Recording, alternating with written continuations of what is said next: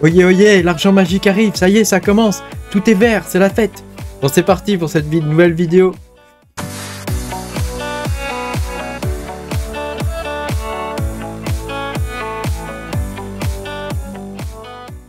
Bonjour les amis, je suis très content de vous retrouver aujourd'hui dans cette nouvelle vidéo des mini news. Je crois que c'est la 26 si je me trompe pas, peut-être que je me trompe, hein.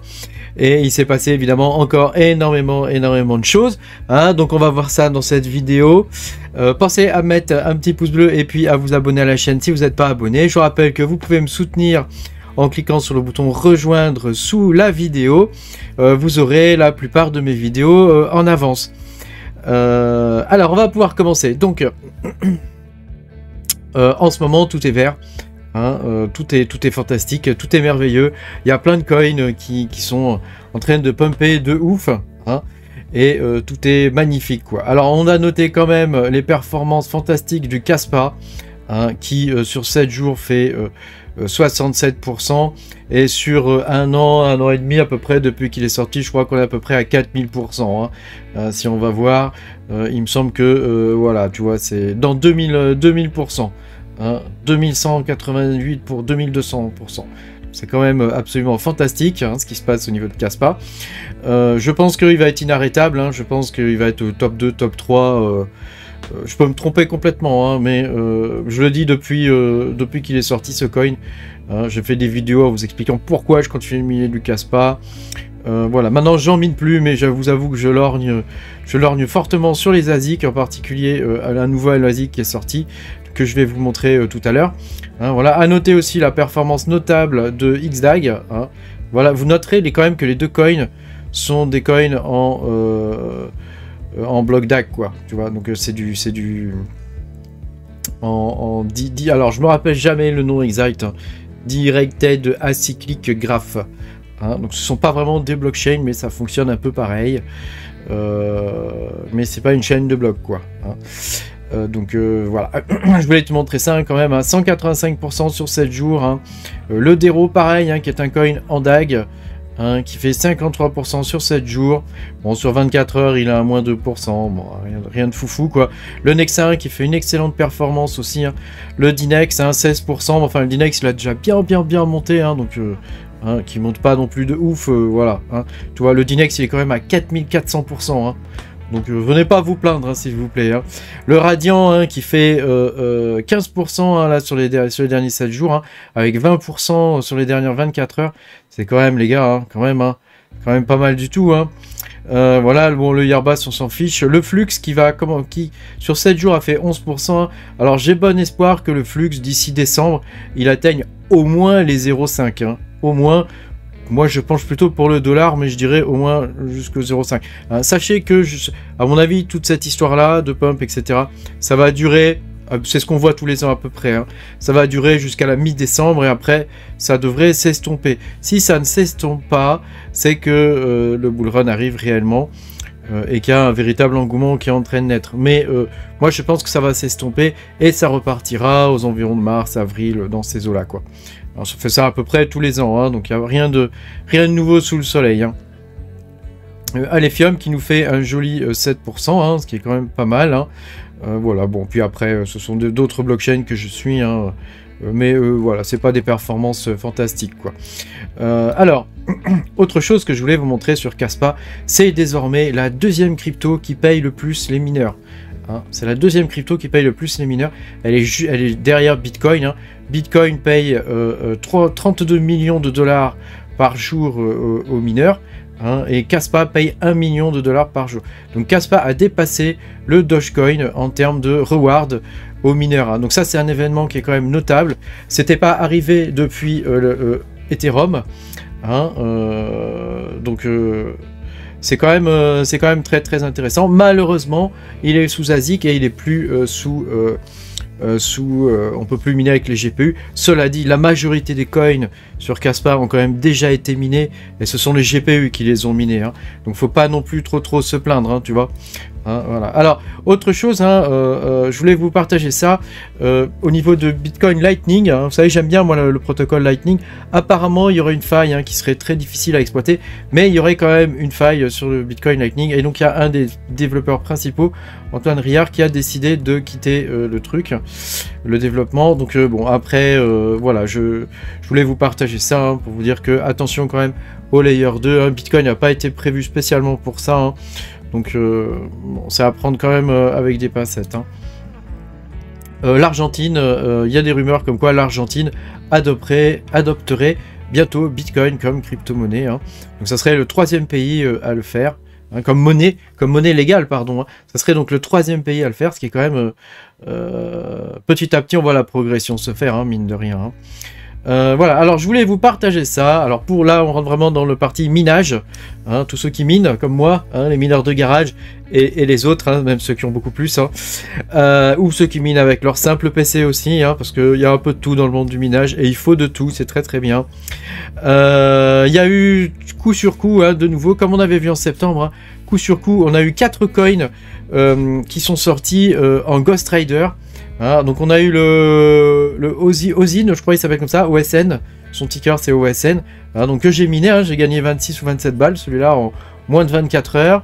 Il y a eu le Max, ah, j'ai gagné moins sur celui-là, hein, j'ai dû gagner 10 balles, 10 ou 12 balles, un truc, 14 balles je crois, un truc comme ça. Il y a le Subi hein, qui vient d'être listé, donc que je n'ai pas miné celui-ci parce que j'étais en train de miner autre chose.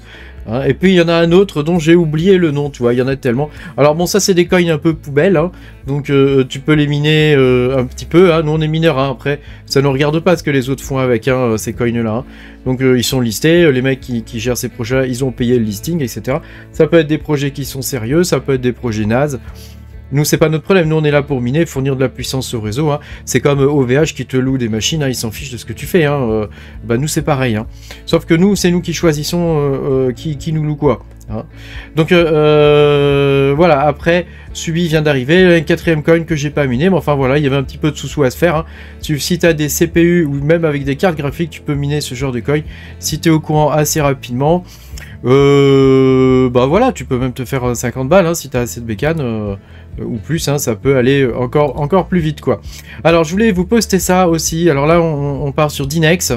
Dynex se compare au plus grand supercomputer du monde, tu vois, avec le Google A3 qui a 26 000 H100 de Nvidia, donc ça va coûter quand même une blinde. Le Frontier supercomputer, hein, qui a 37 000 AMD Instinct.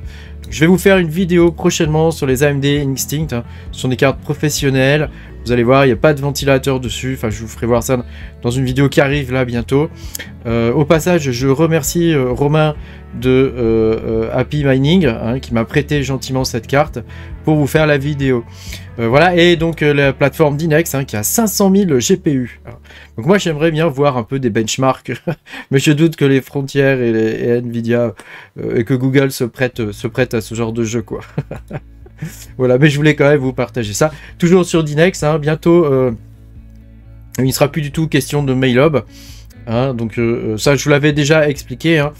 Et puis Dynex a annoncé qu'il y aurait de nouveaux miners commerciaux qui vont arriver. Je pense que c'est une très bonne chose parce que actuellement on a Nonce Miner, hein, 1.0 Miner, hein, et puis on a SRB Miner, mais en faisant entrer d'autres miners dans la danse, on pourrait avoir une compétition qui serait peut-être un peu plus intéressante, hein, parce que là on est un peu bloqué quand même sur ces deux-là, hein, Nvidia machin, SRB pour les AMD, voilà, c'est un petit peu pénible, hein, mais bon.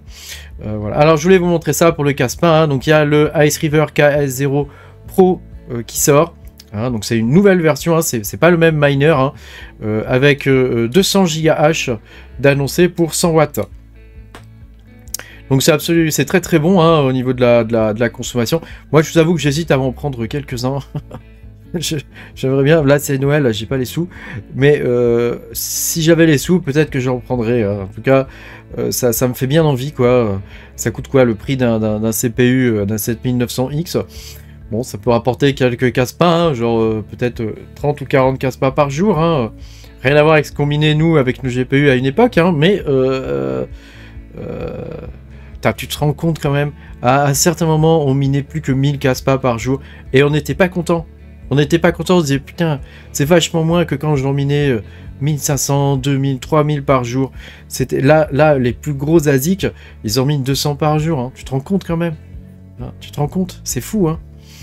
Alors, Zephyr a une nouvelle version de son wallet.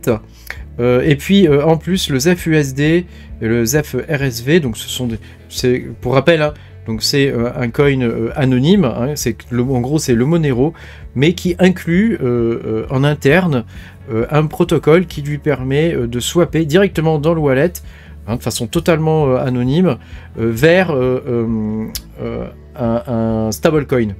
Hein, un stablecoin qui est propre à lui, un stablecoin algorithmique, et ce stablecoin algorithmique commence à être listé maintenant sur des exchanges, en particulier non KYC, hein, qui est un exchange où il n'y a pas besoin d'avoir de KYC, hein, pour faire des swaps, donc ça peut être intéressant.